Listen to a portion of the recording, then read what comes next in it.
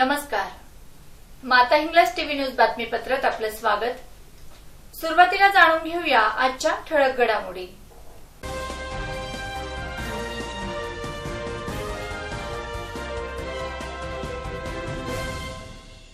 शाब्दिक वादानंतर वादग्रस्त भूखंडावरील कारवाई स्थगित। धुळे देवपूर पोलिसांनी केल्या चोरीच्या 6 मोटरसायकली जप्त। धुळ्यात बेशिस्त रिक्षा चालकांवर धडक कारवाई। अखेर वॉटरग्रेस कंपनीला बाय बाय, कचरा संकलन रिलायबल कंपनीकडे। कोरोनामुळे आई यल्लम्मा देवीचा यात्रोत्सव साध्या पद्धतीने। ईसरनेत परिवर्तन पॅनलच्या प्रचारास सुरुवात। पत्रकार दिनानिमित्त दोंडाईच्यात पत्रकार बांधवांचा सत्कार।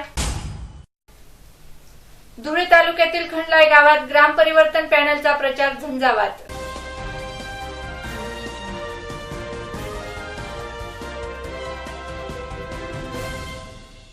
पाहूया बातमीपत्र विस्ताराने। धुळे महानगरपालिकेच्या जागेवरील अतिक्रमण काढून त्या जागा ताब्यात घेण्याचा निर्णय महापालिकेने घेतला असून आज मोहाड येथील गट क्रमांक 42 वरील अतिक्रमण काढण्यासाठी पथक गेले होते। मात्र पथकाने 42 ऐवजी 41 वरील अतिक्रमण काढण्याचा घाट घातला असल्याचं म्हणत किशोर बापना यांनी या कारवाईला विरोध केला। शिवाय प्रांताकडील आदेश आणि त्यानुसार महापालिकेत जागा नियमानुकूल करण्यासाठी भरलेल्या रकमेच्या पावत्या दाखविल्यात। कारवाईवेळी अतिक्रमण निर्मूलन पथकाने कारवाई करण्याचा निर्णय घेतला, मात्र अखेर पुरेसा पोलीस बंदोबस्त न मिळाल्याने ही कारवाई थांबवावी लागली। एकूणच या प्रकारातून पुन्हा एकदा महापालिका आणि किशोर बापना यांच्या कायदेशीर लढाईचं चित्र पाहावयास मिळालं आहे। एकूणच मोहाड येथील गट क्रमांक 42 वरील अतिक्रमण निर्मूलनात कायदेशीर वाद निर्माण झाल्याने तसेच पुरेसा पोलीस बंदोबस्त मिळाला नसल्याचं कारण देत ही मोहीम स्थगित करण्यात आली। धुळे महानगरपालिका अतिक्रमण निर्मूलन प्रमुख प्रसाद जाधव आज रोजी मोहाडी क्षेत्रातील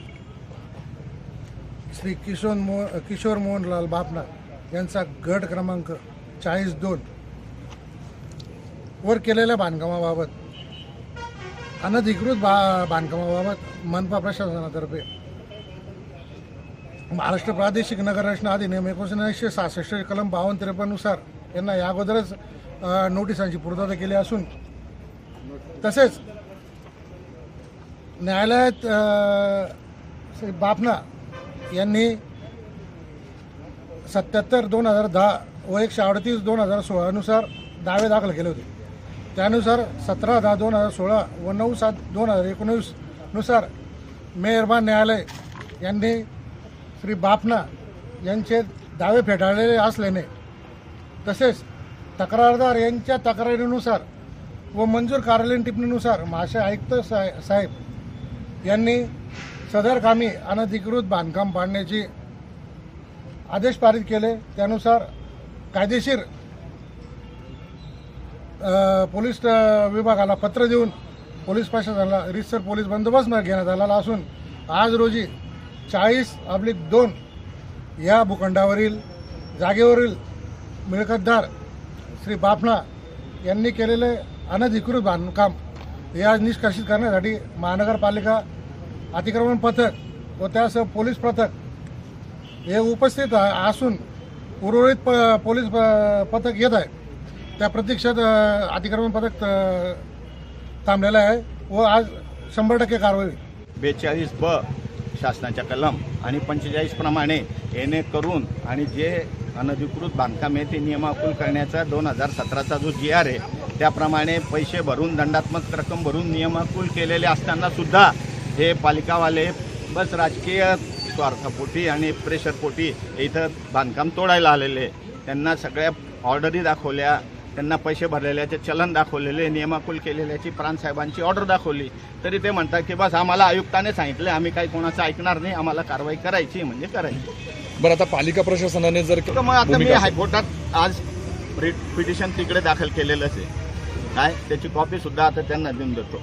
आता पालिकेला द्यायला चाललो आहे मी ते पिटिशनची कॉपी, आणि त्याच्यानंतर जर आता ते बेकायदेशीर काम करायलाच लागले तर मग कायदेशीर जे वकिलांच्या सल्ल्याप्रमाणे जो काही मला सल्ला मिळेल त्याप्रमाणे आपण कारवाई करू। धुळे देवपूर पोलिसांच्या पथकाने मोटरसायकल चोरी प्रकरणी 3 अल्पवयीन मुलांना ताब्यात घेतले आहे. त्यांच्याकडे चौकशी केल्यावर एकूण 6 मोटरसायकल जप्त करण्यात आल्या आहेत. धुळे शहरातील दत्त मंदिर परिसरातील स्वामीनारायण मंदिराजवळून सोपान भिला मोरे राहणार धमाणे तालुका धुळे यांची मोटरसायकल चोरीस गेली होती. गेल्या महिन्यात 24 डिसेंबर रोजी सायंकाळी ही चोरी झाली होती. या प्रकरणी देवपूर पोलीस संशयितांचा शोध घेण्यात गुंतले होते. पोलिसांनी चौकशीला सुरुवात करून 3 अल्पवयीन मुलांना ताब्यात घेतले. त्यांच्याकडे चौकशी केल्यावर पुन्हा 5 मोटरसायकल शहराच्या विविध भागातून चोरल्याची माहिती त्यांनी पोलिसांना दिली आहे. यापैकी 3 स्वामीनारायण मंदिराजवळून तर 2 मोटरसायकली साक्री रोडवरील गरुड कॉम्प्लेक्स येथून चोरीस गेल्या होत्या. कारवाईत जप्त मोटरसायकलींची किंमत पोलिसांनी 1,75,000 रुपये आकारली आहे. पोलीस अधीक्षक चिन्मय पंडित, अतिरिक्त पोलीस अधीक्षक प्रशांत बच्छाव, उपअधीक्षक प्रदीप पाडवी यांनी पथकाचे कौतुक केले. ही कारवाई देवपूर ठाण्याचे अधिकारी चंद्रकांत पाटील व त्यांच्या पथकातील उपनिरीक्षक लोकेश पवार, कर्मचारी शशिकांत देवरे, मुकेश वाघ, किरणकुमार सावळे, विनोद अखडमल, सागर सूर्यवंशी, निखिल काटकर यांनी केली. 12/2/2020 रोजी आपल्याकडे एक स्वामीनारायण मंदिर येथून संध्याकाळी मोटरसायकल चोरी केल्याबाबतचा गुन्हा दाखल होता. त्या गुन्ह्याचा तपास करत असताना गोपनीय बातमीदारामार्फत माहिती मिळाली होती. त्या अनुषंगाने एक विधी संघर्ष बालकांना ताब्यात घेतलं होतं 3. तर त्यांनी त्या मोटरसायकलच्या तपासात ती मोटरसायकल तर काढून दिली. त्याच्यासोबत इतर जे धुळे शहरातून ज्या चोरीस गेलेल्या आहेत त्या मोटरसायकली आणि देवपुरातून ज्या मोटरसायकल चोरीस गेल्या अशा एकूण 6 मोटरसायकली विधी संघर्ष बालकांनी काढून दिलेल्या आहेत. त्या त्यांच्याकडून ताब्यात घेतलेल्या आहेत, जप्त करण्यात आल्या आणि बालकांना निरीक्षण गृह इथं रवानगी करण्यात आली. एकूण टोटल 1,75,000 रुपये किमतीच्या 6 मोटरसायकल आहेत आपल्याकडे आता, ते जप्त आहेत. विधी संघर्षग्रस्त बालक आहेत. धुळे शहरातील रस्त्यांवरील रहदारीस अडथळा ठरणाऱ्या रिक्षा चालकांवर आज धडक कारवाई करण्यात आली. कारवाईत एकूण 25 ते 30 रिक्षा चालकांच्या रिक्षा जप्तही करण्यात आल्या. ही कारवाई पोलीस अधीक्षक चिन्मय पंडित यांच्या आदेशान्वये करण्यात आली. सदरची कारवाई शहरातील संतोषी माता चौक, कराचीवाला खुंट, फुलवाला चौक, गोल चौकी, बसस्थानक, पोलीस मुख्यालय गेट, 12 फत्तर चौक, जुना आग्रा रोड, 5 कंदील चौक आदी ठिकाणांवर रहदारीस निर्माण करणारे तथा स्टॉप नसताना प्रवासी बसविणाऱ्या रिक्षा चालकांवर कारवाई करण्यात आली. कारवाईत 25 ते 30 रिक्षा चालकांवर कारवाई करीत त्यांच्या रिक्षा शहर वाहतूक कार्यालय धुळे आवारात जमा करण्यात आल्या असून वरिष्ठांच्या आदेशान्वये त्यांची कागदपत्रांची चौकशी करून त्यांच्यावर नियमाप्रमाणे कारवाई करण्यात येण्याची दक्षता ठेवण्यात आल्याची माहिती दिलेल्या पत्रकात दिली आहे. ही कारवाई अप्पर पोलीस अधिकारी प्रशांत बच्छाव यांच्या मार्गदर्शनाखाली उपविभागीय पोलीस अधिकारी प्रदीप पाडवी, शहर वाहतूक शाखा धुळे येथील पोलीस निरीक्षक वायजी गायकवाड, सहाय्यक पोलीस निरीक्षक एस.आर. राऊत, डी.आर. माळी, परदेशी More, police head constable Dattatray Salunkhe, Jitendra आखाडे, हसन शाह, आरिफ शके, दिनेश देवरे आदींनी केले. आपल्या धुळे शहरात रहदारीचा फार मोठी समस्या आहे. त्यानुसार वेळोवेळी शहर वाहतूक शाखेतर्फे आपले पोलीस अधीक्षक माननीय पंडित साहेब, अप्पर पोलीस अधीक्षक माननीय बच्छाव साहेब, त्याचप्रमाणे आपले प्रभारी एसडीपीओ श्री पाडवी साहेब यांच्या मार्गदर्शनातून वेळोवेळी मोहीम राबवली जाते. त्या मोहिमेअंतर्गत वाहन चालकांना योग्य ती कारवाई केली जाते. काही वेळेला दुचाकींवरची मोहीम आखली जाते, काही वेळेला 3 चाकी ऑटो रिक्षांची मोहीम चालवली जाते, काही वेळेला जे आपले रस्त्यावरचे हॉकर्स आहेत त्यांच्यावर महानगरपालिकेचे कर्मचारी, अतिक्रमण विभागाचे कर्मचारी स्टाफ घेऊन मोहीम राबवण्यात येते. त्याप्रमाणेच आता आमचे माननीय आपले वरिष्ठांनी आदेश दिले की बस स्टँड परिसरात, आजूबाजूला, त्या संतोषी माता चौकात व इतरत्र बऱ्याच ठिकाणी ऑटो रिक्षावाले आडव्या तिडव्या गाड्या उभ्या करून, त्यांच्या रिक्षा उभ्या करून वाहतुकीचे नियम धाब्यावर ठेवून वाहतुकीस मोठ्या प्रमाणात अडथळा निर्माण करतात, अडचणी निर्माण होतात, त्याच्यातून वादविवाद होतात. म्हणून वरिष्ठांच्या लक्षात आल्यानंतर माननीय वरिष्ठांनी विशेष असा क्युआरटी स्टाफ आपल्याकडे आहे, तो क्युआरटी स्टाफ आमच्या मदतीला पाठवून त्यांच्या सोबत ही कारवाई आज ऑटो रिक्षांवर कारवाई जवळजवळ 25 ते 27 ऑटो रिक्षा या शहर वाहतूक शाखेच्या आवारात आणण्यात आलेल्या आहेत. त्यांच्यावर कागदपत्र वगैरे तपासून आणि काय कारवाई करता येईल त्यानुसार कारवाई केली जात आहे. अशाच प्रकारची कारवाई आता यापुढे चालू राहील. नवीन वर्ष आहे, आतापासून आपण कारवाई केली तर पुढचं वर्ष आपल्या म्हणजे वर्षभर आपल्याला बघायला नको, म्हणून ही कारवाई सतत होणार आहे. आता ही कारवाई झाल्यानंतर दुचाकी स्वारांवर कारवाई करण्यात येईल. त्यानंतर हॉकर्स, वेगवेगळे हॉकर्स आहेत, त्यांच्यावर महानगरपालिकेचे अतिक्रमण पथक सोबत घेऊन त्यांच्यावर सुद्धा कारवाई करण्यात येईल. विशेषतः आपला शिरपूर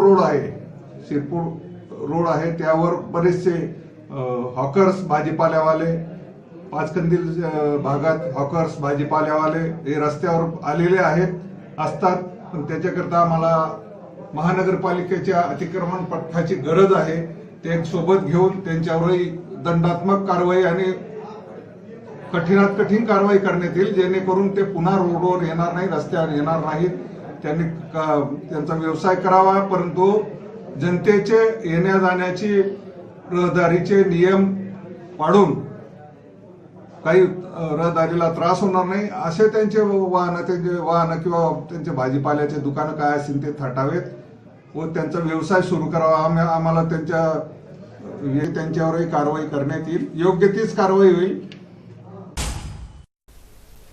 घनकचरा संकलन करणाऱ्या वॉटरग्रेस कंपनीने अटी व शर्तींचा भंग केल्याने या कंपनीचा ठेका रद्द करून दंडात्मक कारवाई करण्यात आली होती.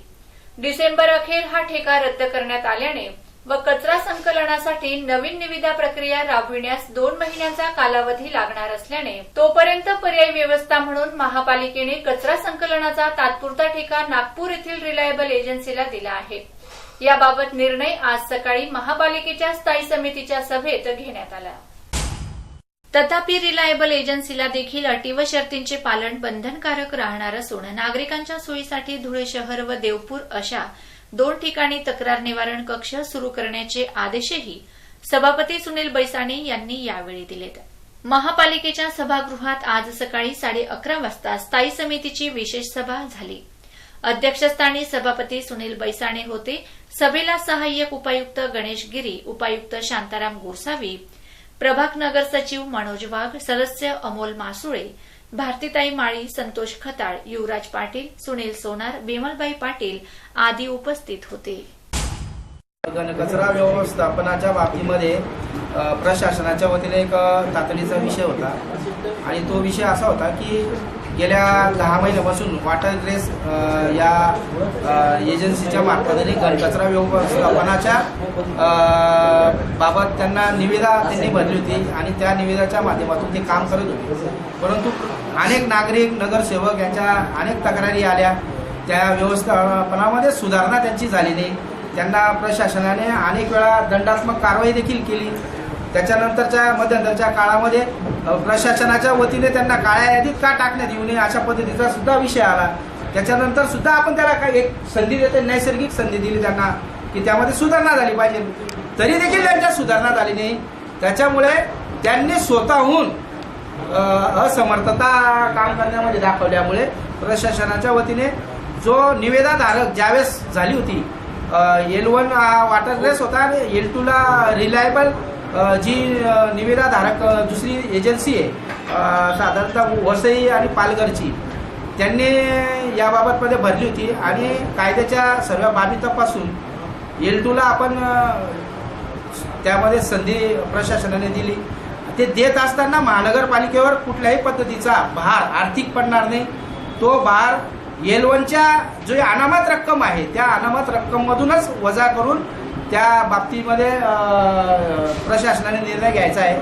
आणि ज्या अटी शर्ती L1ला बंधनकारक होत्या त्याच शर्ती अटी या L2ला जरी आता 2 महिन्याच्या कालावधीमध्ये यंत्रणा हे करत असेल त्यांना सुद्धा बंधनकारक होणार आहे. म्हणजे जर त्यांनी शर्त आणि अटीचा भंग केला तर त्यांना सुद्धा येणाऱ्या काळामध्ये त्या कारवाईला सामोरे जावं लागणार आहे. म्हणून प्रशासनाने दिलेल्या आजच्या या विषयाला तातडीची एक 24 तासाची बैठक होती, त्याच्या अंतरामध्ये घेतलेला निर्णय आहे आणि याला सर्व सन्मान्य सदस्यांनी अटी शर्ती याच्या अधीन राहून आज मान्यता दिलेली आहे. आणि त्यामुळे येणाऱ्या काळामध्ये धुळेकर नागरिकांना घनकचरा व्यवस्थापनाच्या बाबतीमध्ये तक्रारी येणार नाही याची काळजी घेण्यासाठी हा विषय मंजूर करण्यात आला. प्रतिवर्षाप्रमाणे साजरा होणारा यल्लम्मा देवीचा यात्रोत्सव यंदा कोरोनाच्या पार्श्वभूमीवर साध्या पद्धतीने साजरा होणार असल्याची माहिती मंदिराचे पुजारी पार्वतीनंद गिरी यांनी प्रसार माध्यमांशी बोलताना दिली. धुळे शहरातील मालेगाव रोडवरील श्री यल्लम्मा देवीचं भव्य दिव्य असं मंदिर आहे. सदर देवस्थान श्रद्धास्थान म्हणून ओळखलं जात असल्याने शहरासह परिसरातील भाविक दर्शनास येत असतात. तसेच यात्रोत्सवास गर्दी करीत असतात. मात्र यंदा कोरोनाचं संकट असल्याने यावर्षीचा यात्रोत्सव साध्या पद्धतीने तथा 5 पावलांनी साजरा होणार आहे.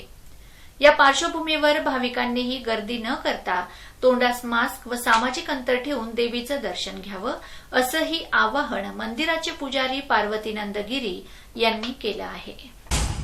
मी पार्वतीनंद गिरी यल्लम्मा मंदिराचे पुजारी. सालाबादाप्रमाणे यंदाही रविवार रोजी 10 तारखेला आपल्या यात्रेचा कार्यक्रम आहे आणि 11 तारखेला पालखीचा कार्यक्रम होता. पण यावर्षी कोरोनामुळं आपण पालखी फक्त आपल्या 5 पावली इथं देवीसमोर करणार आहोत. जास्त पालखी गावात मिरवणूक होणार नाही आहे.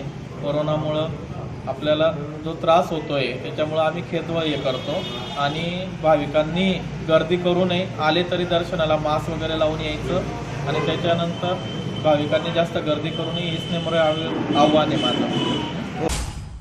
धुळे तालुक्यातील इसरणे गावात ग्रामपंचायतीची सार्वत्रिक निवडणूक जाहीर झाली असून आज परिवर्तन पॅनलच्या माध्यमातून गावातील ग्रामदेवतांच्या मंदिरामध्ये जाऊन प्रचाराचं नारळ फोडून प्रचारास सुरुवात करण्यात आली.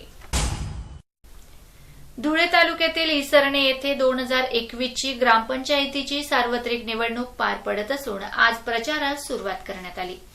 निवडणुकीत प्रभाग क्रमांक 1 मधून भील वाल्मिक ताणकू हे पंखा तर पाटील भारती भानुदास हे नारळ व पाटील राधिका रवींद्र या बॅट चिन्हावर उमेदवारी करीत आहेत. तर प्रभाग क्रमांक 2 मधून पाटील सविता रवींद्र ह्या बॅट तर पाटील प्रतिभा विकास या नारळ चिन्हावर उमेदवारी करत आहेत. आणि प्रभाग क्रमांक 3 मधून पाटील वंदना महेंद्र ह्या बॅट व पाटील अनुसयाबाई जगन्नाथ या नारळ चिन्हावर उमेदवारी लढत आहेत. हे सर्व उमेदवार आपलं नशीब अजमावत असून त्यांच्या विजयाच्या पर्वावर गावातील ग्रामस्थ सहभागी असल्याचं प्रतिपादन गावातील ज्येष्ठ नागरिक जयवंतराव रामा पाटील यांनी प्रसार माध्यमांशी बोलताना सांगितलंय. जयवंतराव धर्मा पाटील या विसरणे गावाचे सरपंच निवडणूक लागलेली आहे आणि आम्ही या निवडणुकीसाठी 7 उमेदवार उभे केलेले आहेत. एक वार्ड नंबर 1 मध्ये सविता वार्ड नंबर 1 मध्ये वाल्मिक तानकू भील यांची निशाणी पंखा, छताचा पंखा. 2 नंबरवरती भारती भानुदास पाटील यांची निशाणी नारळ. 3 नंबरवर पाटील राधिका रवींद्र यांची निशाणी बॅट. त्याचप्रमाणे वार्ड क्रमांक 2 मध्ये पाटील सविता रवींद्र बॅट आणि पाटील प्रतिभा विकास पाटील नारळ. त्याचप्रमाणे 3 नंबर वार्डमध्ये पाटील वंदना महेंद्र पाटील आणि अनुसयाबाई जगन्नाथ पाटील. वंदना महेंद्र यांची बॅट आणि अनुसया जगन्नाथ पाटील यांची बॅट नारळ असे या उमेदवारांचे चिन्ह आहेत. या चिन्हावर आमचे उमेदवार उभे आहेत. आम्ही गावकऱ्यांना या उमेदवारांना मतदान देण्याचा त्यांना आम्ही संकल्प आग्रह केलेला आहे आणि हा पॅनल विजय झाल्यानंतर आम्ही या गावाचे विविध कामांचे विकास योजनांमधून आम्ही कामं करणार आहोत. या आमच्या विसरणे गावात रस्ते, गटारी, स्वच्छता अभियान, उद्यान बरेच काही कामं आहेत आणि त्या कामांचं आम्ही निवडणूक झाल्यानंतर या उमेदवारांकडनं आणि या पॅनलकडनं आणि सगळे नागरिक गावाचे सगळे मतदार त्यांच्याकडून काम करून घेणार आहोत आणि त्याचप्रमाणे आमचे सगळे मतदार या उमेदवारांना आणि या पॅनलला बहुमताने विजयी करण्याचा संकल्प आमच्या गावालांनी घेतलेला आहे. आम्ही सगळे नागरिक आम्ही त्यांच्या पाठीमागे आहोत. त्यांचा विजय निश्चित आहे. एवढं बोलून मी माझे 2 शब्द पत्रकार दिनाचं औचित्य साधत लोकनेते शरदचंद्र पवार सेवा समितीतर्फे दोंडाईचा शहरातील सर्व मान्यवर पत्रकार बंधूंचा यथोचित सत्कार करण्यात आलाय. यावेळी पत्रकार बंधूंनी आपले मनोगतही व्यक्त केलेत. दिनांक 16 फेब्रुवारी 1812 रोजी पत्रकार बाळशास्त्री जांभेकर यांचा जन्म झाला व त्यांनी 6 जानेवारी 1833 ला पहिले मराठी भाषिक दर्पण नावाचे वृत्त सुरू केले. तेव्हापासून हा दिवस पत्रकार दिन म्हणून साजरा करण्यात येतो. त्या अनुषंगाने लोकनेते शरदचंद्र पवार सेवा समितीतर्फे दोंडाईचा शहरातील पत्रकार बंधूंचा सत्कार करण्यात आला. यावेळी कार्यक्रमाचे अध्यक्ष माजी नगर अध्यक्ष बापूसाहेब रवींद्र देशमुख हे होते. सत्कार मूर्ती ज्येष्ठ पत्रकार जे.पी. गिरासे, मराठी पत्रकार संघाचे अध्यक्ष जितेंद्र गिरासे, शहर खानदेश पत्रकार संघाचे अध्यक्ष सुनील धनगर, मराठी पत्रकार असोसिएशनचे अध्यक्ष संतोष कोळी, पत्रकार सदाशिव भालकर, समाधान ठाकरे, अख्तर शहा, जीवन भुई, हेमंत मराठे, नरेंद्र ठाकूर, प्रदीप जाधव, बळीराम पाटील आदी पत्रकार बांधव उपस्थित होते. त्यांना वाटलं की समाजामध्ये अनेक गोष्टी चुकीच्या घडतात आहेत. मला विधवा त्यांनी दिलं आणि ब्रिटनचं राज्य होतं तर सरकारबद्दल आपल्याला हा संतोष दाखवायचा कुठे जे कोणाला तरी व्यक्त करायचं असतं. ते मला एखादी गोष्ट सांगायची आहे तर मी 4 लोकांना सांगू शकेल, पण मला सगळ्याच 1000 लोकांना सांगायचे, लाखो लोकांना सांगायचे तर त्याच्यासाठी काहीतरी आपल्या हातात साप्ताहिक पाहिजे, वर्तमानपत्र पाहिजे. मग त्यांनी पहिलं वर्तमानपत्र दर्पण सुरू केलं आणि हे 7-8 वर्ष चाललं. 1840 पर्यंत झालं कारण आपल्याला माहिती आहे की वर्तमानपत्र चालवणं किती अवघड आहे. नंतर त्यांनी 5 वर्ष एक साप्ताहिक चालवलं, मासिक चालवलं. तर त्यामध्ये त्यांनी समाजाच्या अनेक रूढींवर हल्ले केले आणि याचं वैशिष्ट्य असं होतं की त्यांचं जे दर्पण वर्तमानपत्र होतं तर ते 2 इंग्रजीत मराठी, कारण त्यांनी इंग्रजांना कळायला पाहिजे. आपल्या लोकांना तर कळेल आपण काय म्हणतोय की आपण काय प्रश्न मांडतोय, पण आपले हे समस्या आणि आपलं म्हणणं आपला जो विरोध आहे ते इंग्रजांना सुद्धा कळायला पाहिजे. त्यासाठी त्यांनी ते वर्तमानपत्र इंग्रजीमध्ये मराठी आणि इंग्रजी असं एकाच पेपरवर छापून ते प्रकाशित करत होते. फार मोठे ते विद्वानही होते. अनेक विषयांवर त्यांची व्याख्या झाली. मुंबईमध्ये पहिली लायब्ररी पण त्यांनी सुरू केली, मुंबई एशियाटिक लायब्ररी. एशियाटिक लायब्ररीचे ते गणमान्य ते सन्मान्य सभासद होते.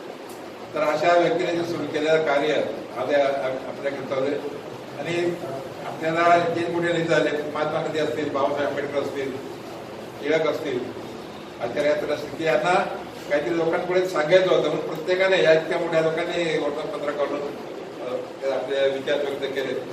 प्रिंट मीडियाचं महत्व आजही आहे. आता कोणी म्हणालं की प्रिंट मीडियाचं महत्व, तसं नाही. प्रिंट मीडियाचं महत्व आहेच. जे विचारी लोक आहेत जे चिंतन करतात त्यांना वर्तमानपत्र चालूच राहणार.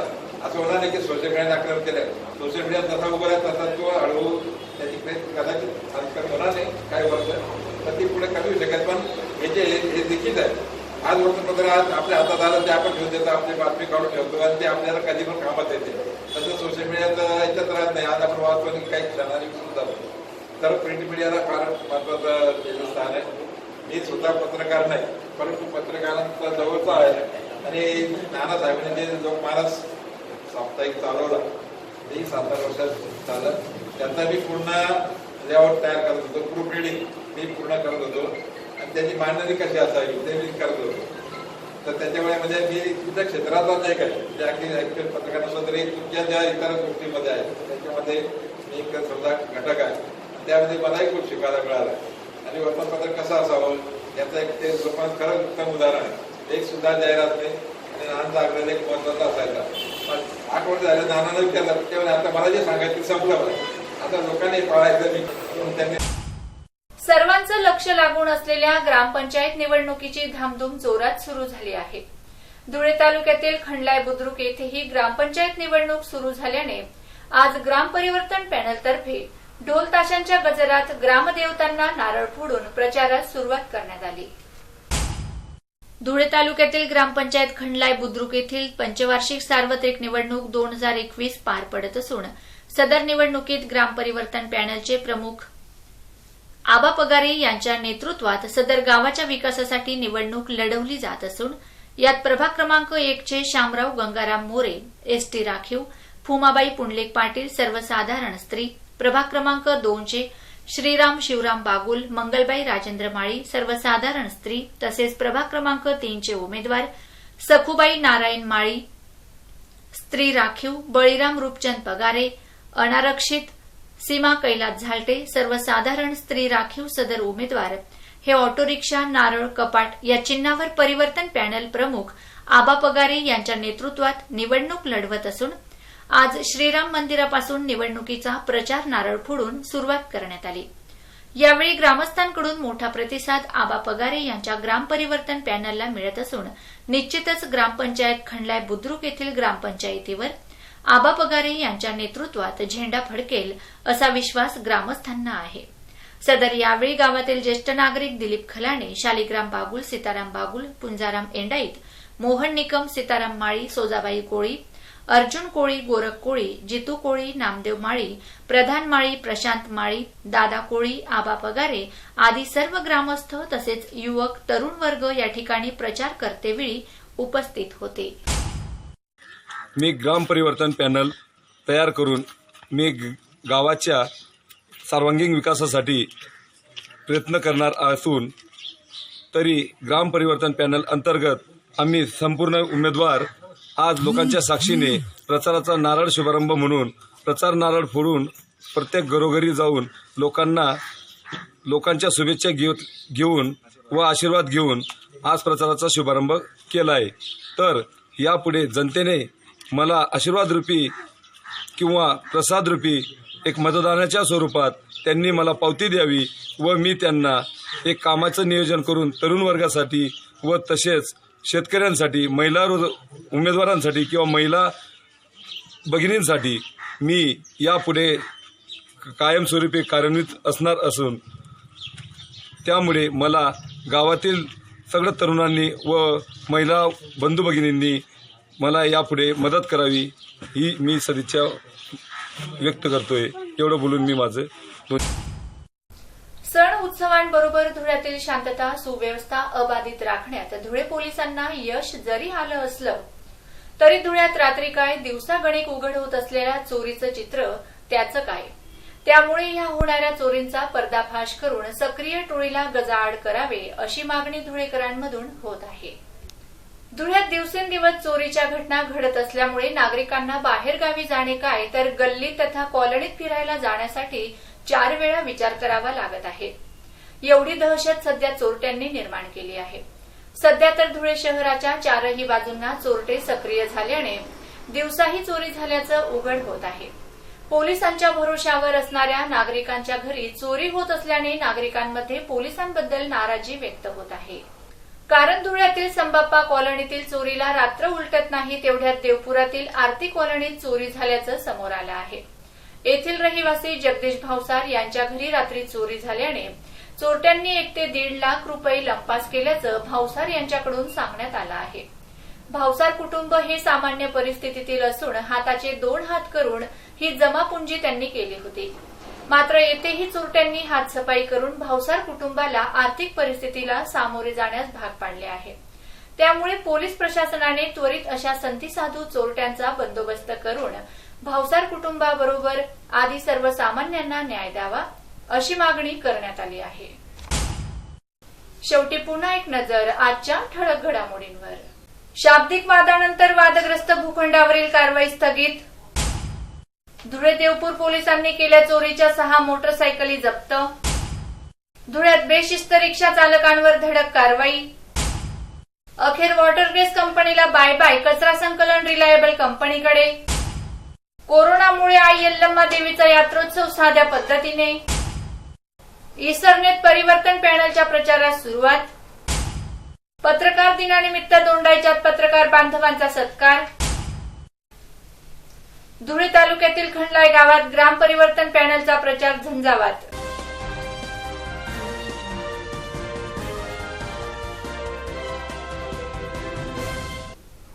याचबरोबर माता हिंगलाज टीव्ही न्यूजचं बातमीपत्र संपलं. भेटूया पुढील बातमीपत्रात. तोपर्यंत नमस्कार. जय हिंगलाज.